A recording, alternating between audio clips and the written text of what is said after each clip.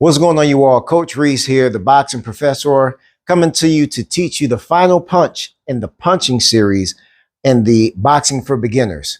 Right now, we're going to work on how to throw the lead uppercut. Yesterday, or the video prior, we worked on throwing the rear uppercut off of the back leg. Today, we're going to learn how to throw the lead uppercut off of the front leg. There are a couple of ways to throw it. One of them comes off of a defensive mechanism, which I'm going to start the next series on pretty soon, possibly tomorrow. But right now, we're just going to work on the main ways to throw the lead uppercut. Keep in mind, I'm an orthodox fighter. Therefore, I'm right-handed. So my right arm and my right leg will be back. And my lead uppercut comes off of the left arm and the left foot. So if I'm getting my boxing guard, which you guys should definitely be professional at right now, because I know you've watched that video and I know you've liked, comment, shared, and subscribed to this content. So I know you've been watching, studying, and doing your homework lessons, right? I already know it. I believe in you. All right. So I get in my boxing guard, right? Now the left uppercut is coming off of the front arm. So one way to throw the lead uppercut is to simply turn the foot. Let's go over that. Remember the weight shift. The front foot comes up with the lead leg. The back foot goes up with the back leg. So the weight shift has to happen when it comes to throwing the lead uppercut. So if I'm in my boxing guard here, my lead foot has to turn up as my hip turns. As my lead foot turns up, my back foot goes flat. At no point in time, remember, are both your feet up at the same time. So in my boxing guard, when I shift, boom, right there, that's where the weight comes from. The weight transfer for the lead uppercut, right? Front view. Right now I'm in my boxing guard, I'm up on the back heel, and I'm going to shift my weight up through the left foot. Therefore, that creates the propulsion and the strength that's going to channel up through my hip, through the arm. So what you want to do with the lead uppercut is right there. That's it. That's as much as you throw that punch. It's not a lot, right? Because what don't you want to do from the previous video? You don't want to scoop. There's nothing down there for you. Your opponent's right here. So a lead uppercut to the head simply looks like this. That's it. Right hand is still in touch with my cheekbone. Hip is up, foot is up, weight is shifted. I don't go outside to throw it. I don't scoop the ground to throw it. I'm not doing construction. And I don't throw one of those cartoon uppercuts up there, one of those Street Fighter uppercuts. All you simply do, side view, is turn up, boom. Again, turn up.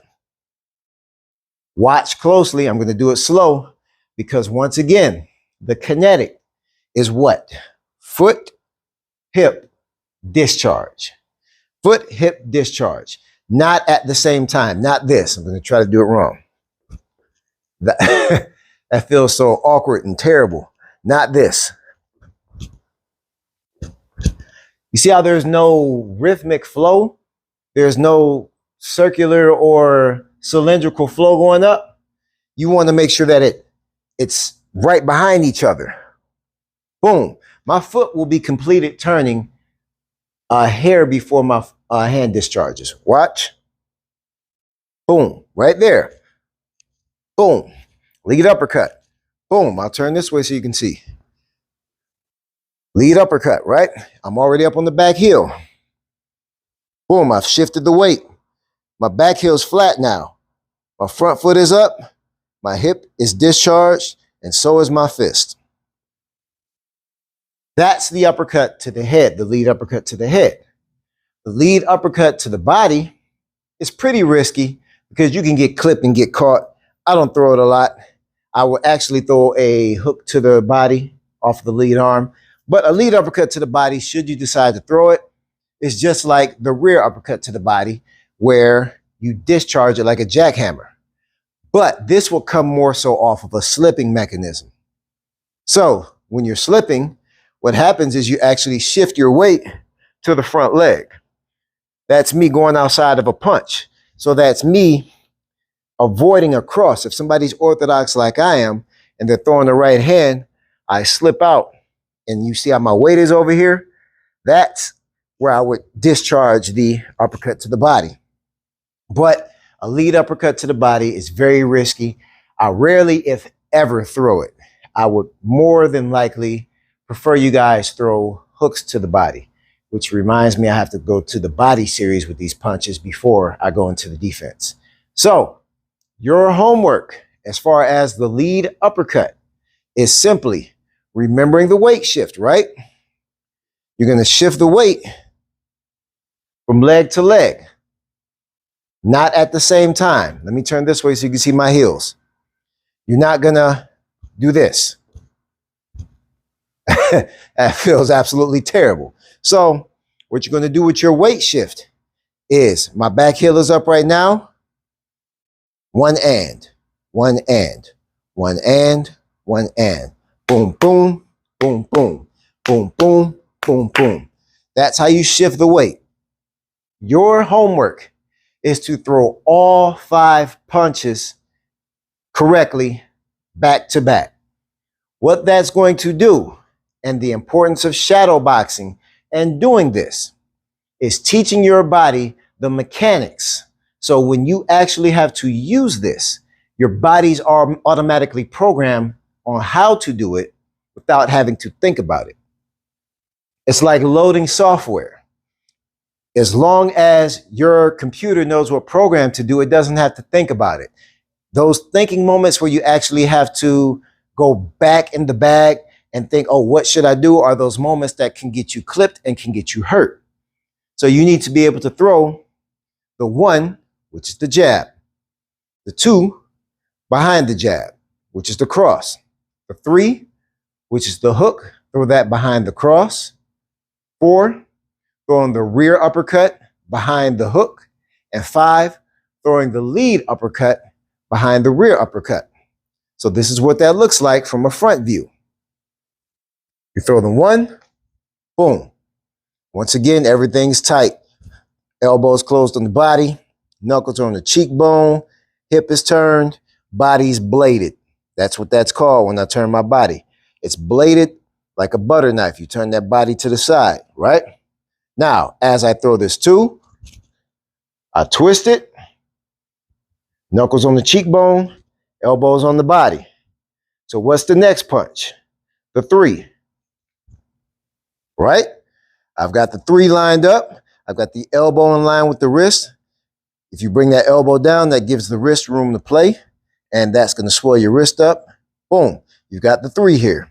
Now here you should be automatically able to roll into the 4, right? I've got the 4. I've got everything in trajectory and succinction. And then the 5, right there. That's all 5 punches that you need to be able to throw back to back. So let's do it a little faster, right? Boxing guard. 1, 2, 3, 4, 5. Again. 1, 2, 3, 4, 5. One thing I'm going to show you, which I hope you're going to catch on to when I do it from a side view. I'm going to let you think about what it is that you need to do first before I go into this reminder. Side view on those punches.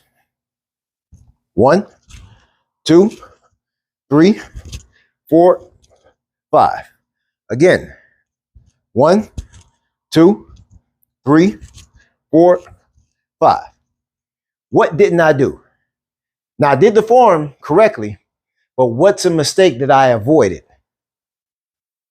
I didn't lean over into my shots. I keep my torso where? Square in between those quads while I'm throwing these shots. There are scenarios where you shift your weight, but that's more of an advanced style.